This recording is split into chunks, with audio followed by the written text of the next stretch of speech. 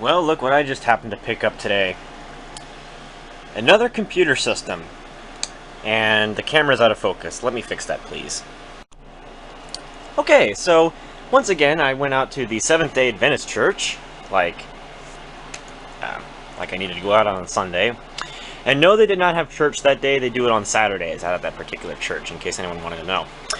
So this particular system, like I showed in the beginning, is an HP Pavilion a250n computer system. Rocking a Pentium 4 with hyper-threading technology. I've had a long gap between Pentium 4 HT-based systems. My first one was a Dell Optiplex GX270 with a 2.8 gigahertz Pentium 4 hyperthread, a gigabyte of RAM, and I think it came with both a 160 gigabyte and a 40 gigabyte hard drive, which was screwing up the system. But this one, yes, this one is the nicest vintage computer I've ever bought. Now, I paid $10 for this particular system, which I thought was a fair price. Now, obviously, the power switch overlay is missing, but I think I can just pop that off from another HP that I know has one. So let's see what's on the front of this thing. We got an HP DVD writer and CD writer combo, as it says. If I can get this door open here, I'll show you the optical drive. It's very difficult to do with one hand, you know. Alright, give me just one moment. Alright, so here's the inside. As you can see, it's a CD burner. The DVD writing thing means it'll only do DVD plus Rs, not DVD minus Rs, which I think they still make those discs nowadays, which isn't a big deal. And of course, like typical matters, just a plain Jane light-on CD-ROM drive. But the main cream and butter of this thing is not only the floppy drive and card reader, there's also Firewire on there. Yes, Firewire 400. So, definitely a big bonus. Now, my stepmom has an HP a200n, which is the same case design. The only issue is it's got a Celeron in it instead of a Pentium 4, and it's missing the card reader, the front panel audio jacks, and the Firewire 400. Plus, it's also missing the DVD writer part of the optical drive, and then the CD-ROM part would have been an expansion bay only for you to add in your own optical drive later on. It's got a Windows XP COA for Home Edition, so I'm pretty sure that's what this thing is going to be running. If not, it'll be running something else. Let's go ahead and take a look on the inside. Well, at least I'll take off the thumb screws and take off the side panel so you can get a quick peek of what is inside. Just take off the two thumb screws that are on the case, which is extremely handy. Now, it's not as good as a toolless case like my Gateway E3600S, which has a significantly faster processor, the Pentium D960, a whopping 3.6 gigahertz dual core, true dual core. Thing's a beast. A beast enough to actually cause it to overheat. Anyway, alright, so here's the inside of the system unit. We have a horrible Bestech power supply. Before I power this on, I'm going to go ahead and take that out.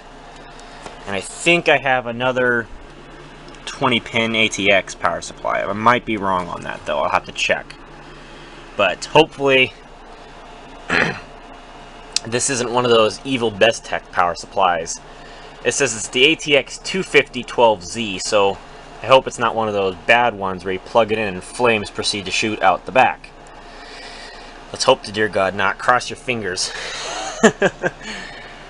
Oh yeah, I'm not going to be happy if that thing bursts into flames whenever I try to...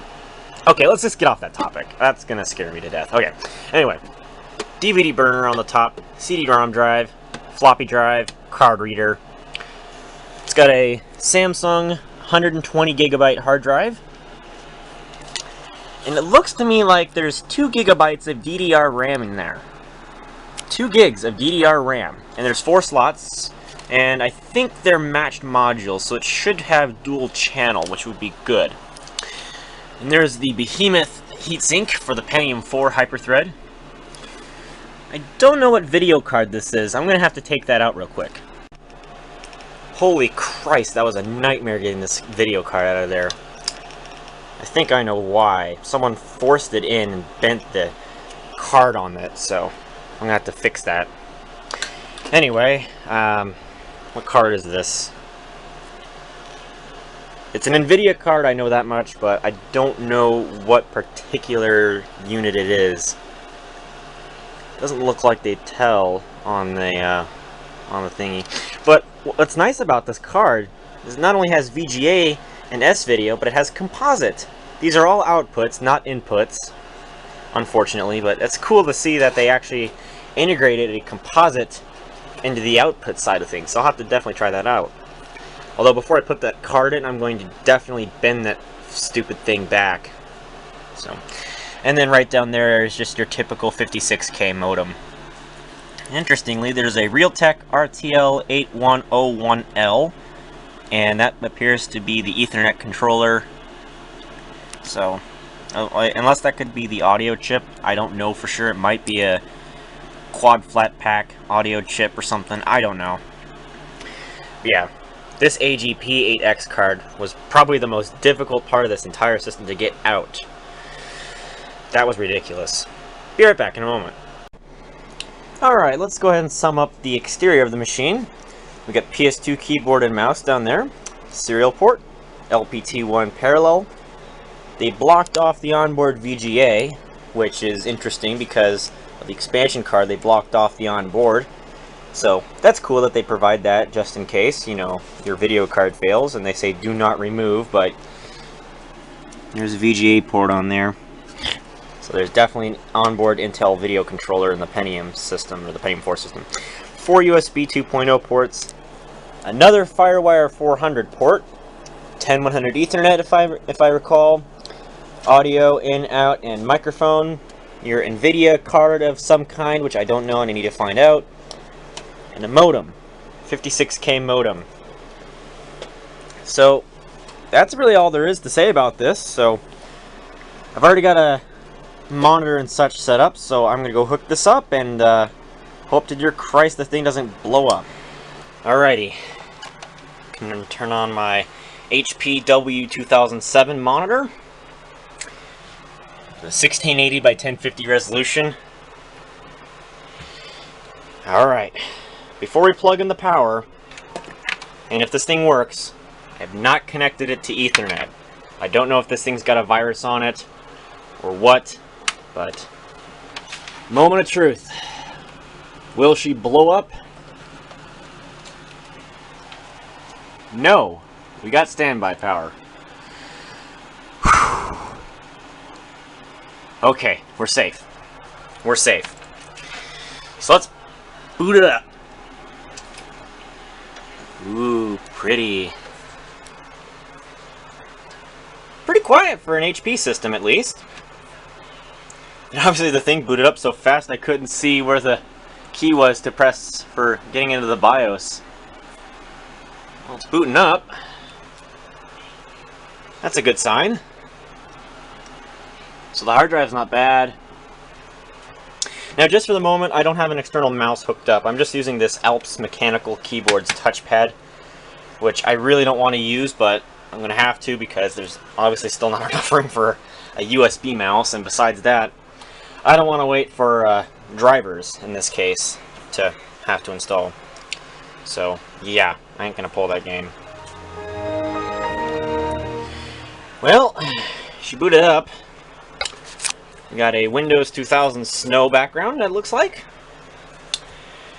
We have a fairly modern Malwarebytes installation, so someone must have been using this up until just recently, actually.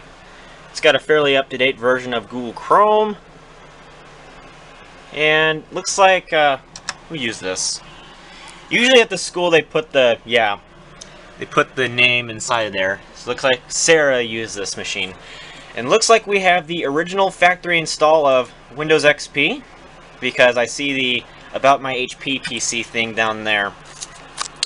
So let's see what it's got for processor and RAM real quickly.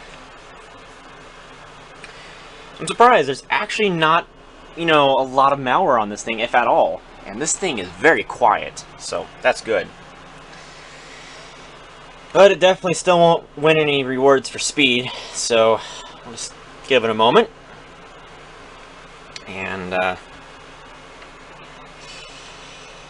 yeah, definitely ain't gonna win any rewards for speed. Hard drive light is on full time. So, just give it a moment. Yeah. It looks like this system's gonna need a defrag.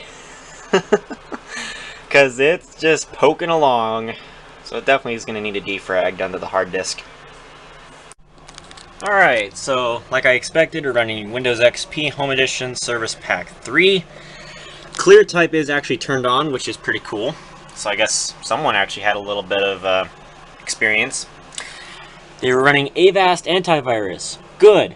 They're supposed to be running Avast on this, because XP's got its own issues. We got a Pentium 4, 2.6 gigahertz, and 1.5 gigs of RAM. So that's actually not too bad. I mean, I was expecting something faster, but in that case, that's not too terribly bad. Let's see. I'm assuming that they probably left all of their personal files on here. Let me look away here just in case there is. I don't want to show them on camera, because I don't want to be violating anyone's privacy on film. And indeed there is. There are pictures, music, Word documents. Oh yeah.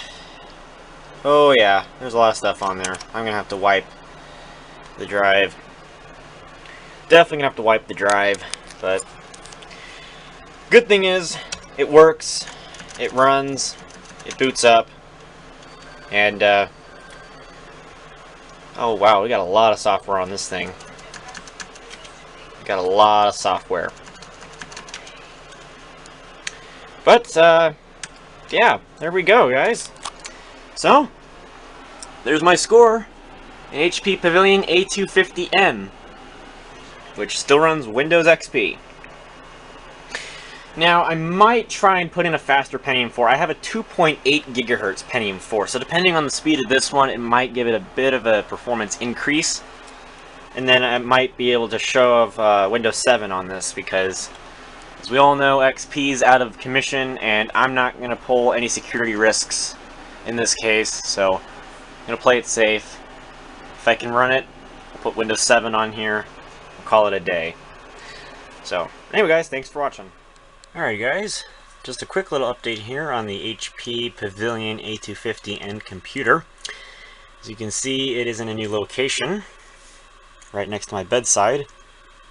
The glowing power light. Anyway, so I've kind of got it set up here, and I've done some significant upgrades to it actually, ever since you last saw it today.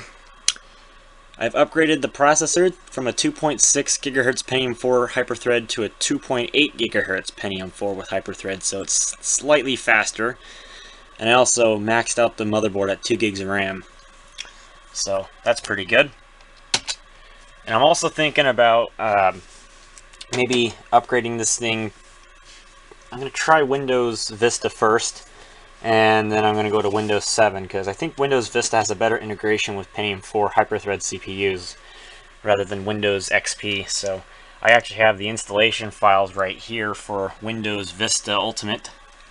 So I'm actually thinking about installing that on here as an upgrade, so I can also keep not only the Microsoft Office 2010 installation that's on here, which also includes Publisher, but I also wanted to keep the DVD player software, because I could really use that. The InterVideo WinDVD, I think it's in this list somewhere. Let me just check here. I don't know where it's at, but yeah, it's got a WinDVD decoder, a software decoder, and I also gone ahead and I put in a better video card. I actually put in a much better video card rather than that GeForce 4MX 440 that was in here originally. I actually decided to put in my FX 5200 from another computer that I had it installed in, and I just put the GeForce 4MX 440 into the system I took it out of, which was the I think it was the 1.8 gigahertz gateway that I took it out of. But yeah, that will let me run the Windows Aero interface whenever I upgrade, and I think it'll do just fine. Anyway, so I'm going to leave it on XP for a little bit. I'm going to run disk cleanup, disk defrag, and run all the Windows updates, and I might run it for a couple of days, you know, just to see if I'm really wanting to keep XP on here and deal with the security problems, or upgrade to a newer OS like Windows 7, for example, and not have as many. Because this obviously cannot run Windows 8 because it does not support the NX technology in the Pentium 4. It doesn't have the NX technology, so I can't put Windows 8 on here, but I think it'll be fine. I think it'll be just fine. That's your quick little status update of the HP Pavilion a250n. Thanks for watching.